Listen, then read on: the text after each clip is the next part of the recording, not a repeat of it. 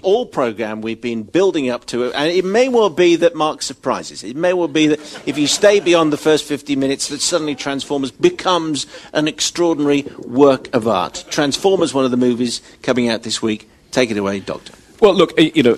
By the way, England's women have just beaten Australia by 8 wickets in the World 2020 semi-final at the Oval, and they play New Zealand tomorrow in the final. That was breaking sports news. Take it away. Can I start now? Yeah. Okay. Unless there's anything else that happens. No, exactly. That's anything else that happens. I mean, I make no secret of the fact that I think that Michael Bay is Damien, and I think that there is something significant about just how appalling Transformers 2 is, and it's this. It's one thing just making bad action movies, and as we get into the sort of summer months, what's happening with summer blockbusters is that franchising is the big thing. I mean, it's very interesting. We're here at the Edinburgh International Film Festival. You're seeing all these movies, independent movies, British movies, movies from around the world, you know, movies that are trying to do something. And then on the other hand, you have these great big blockbuster things, which they are tentpole releases. They are the thing that will hold up the studio's financing. And we all understand how that works. I mean, ever since Jaws changed the shape of, you know, summer releases, we understand that that's how it works. And in the case of Transformers, my problem was very simple. It was that it was an incredibly loud movie that was so loud that you couldn't hear what was going on. More importantly, all that was going on was that it was robots hitting each other, and robots hitting each other for a very long time. I think the original movie was 243 minutes long. The new movie is 240, I think, I figured it out, I looked it up, it's 5 seconds longer than 2001, which is grotesquely overlong for what's essentially a B movie. I will play you a clip in order just to give the movie a chance to justify and express itself. This is a clip. I mean, I could attempt to set up the plot and explain to you where this clip is coming from, but frankly, there's not a lot of point, because at the beginning of it, Shia LaBeouf goes off to college, and then you know what? Robots hit each other, okay? So here's a clip. Hello? Michaela. I can't believe you're going to stand me up on our first web chat date. I just had a full-blown mental meltdown. I am seeing symbols ever since Since what?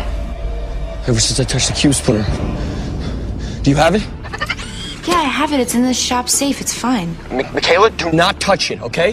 Don't touch it. I'm not going to touch it. Sam, it's fine. It's locked away. No one knows where it is. I do.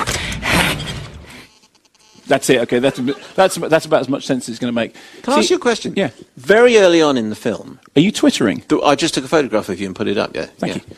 You plus the 5 Live hoarding. Okay. Very early on, the woman... Yes, because you saw the first hour. Yeah, the woman, what's her name? Megan Fox. Is draped... No, sorry, can I just say, Megan Fox. Exactly.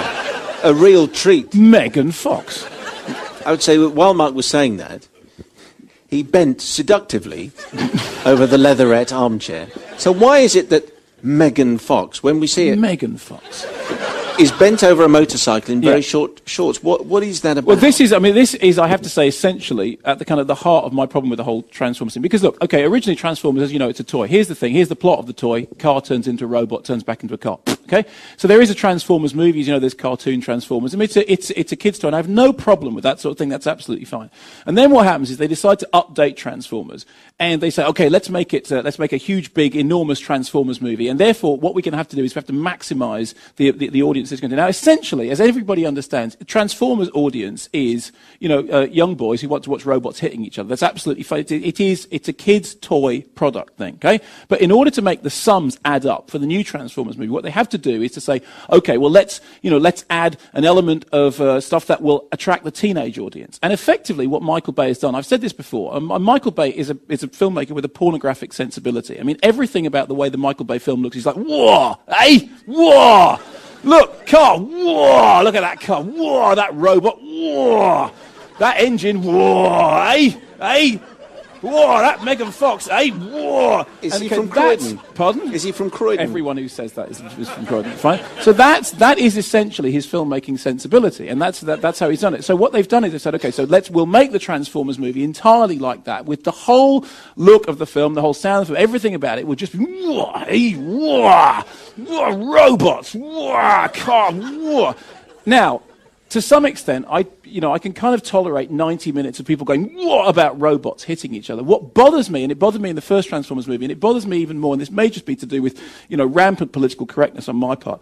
I don't know whether I missed a meeting, or at exactly what point it became completely acceptable to make a movie that's essentially aimed at young kids that has such a leery quality to it in terms of its the way that it looks at the female characters. I mean, I'd say female characters. I mean, I think even using the word characters is overstating the way they're used. When we were introduced to Megan Fox, as Simon quite rightly says, she is, draped over a motorcycle. The bit that you miss is then that the rest of the movie has exactly this same aesthetic. There is one moment in which Shia LaBeouf, Sleepy LaBeef, Snoozy LaPork, goes to college, where his college, incidentally, appears to be entirely peopled by the population of Maxim magazine.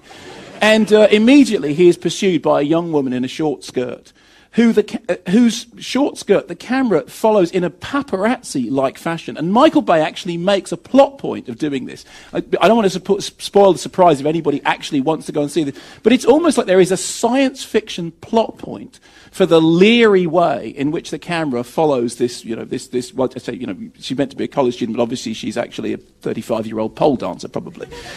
And so what bothers She's not 35. Whatever, not Megan Fox. But what bothers me is that you can no longer just make a stupid action movie with robots hitting each other, which I have no problem with at all. That's absolutely fine. What you do is you crank it up to get as far as you can get within the certificate that will give you the biggest possible audience. And somehow it has become acceptable for that kind of movie to have the most leery, the most absolutely Neanderthal, the most, I think, reprehensible and rather sad attitude to the way that it looks at those characters. And you see this, Michael Bay's produced a number of horror movie remakes in which this very same quality is evident. So I want to be absolutely clear. Yes, the film is mind-bendingly terrible. It is incredibly long and incredibly loud and incredibly boring, and nothing happens very loudly about 100 times. Okay, so all those things aside, and because of the way that the robots are now animated, to be honest, you neither know nor care which bit of robotry is hitting which other bit of robotry, and there's some weird sort of backstory about why the Transformers are back, because as we know, we thought they'd gone away, but essentially it is robots turn into cars, turn into robots, start hitting each other with added wah all the way through. And I'm sorry, but I have now got to the point that I have lost patience with this. And I think it's not enough to just say this is rubbish and it's not. It's actually time to say no, enough is enough. We really cannot just embrace a world in which this is now being given to us as essentially middle of the road, multiplex, fair. It's not good enough. It really isn't good enough. And I'm quite serious when I say this. It's not just that it's a bad film. It's that it's a film with a rotten heart. The only thing that's at its heart is a big ringing cash till, and it is like seeing somebody just getting a towel which has been sort of with money in and just squeezing the money, and literally you can hear the cash registers. They go, okay, we're hitting all the points, we're doing all this stuff, we're doing as far as we can get away with, in a way which has no artistry, no invention, no wit, no nothing at all. It is just there to milk the money out of the largest possible audience in the most cynical, most dreary, most boring possible way. I hated it.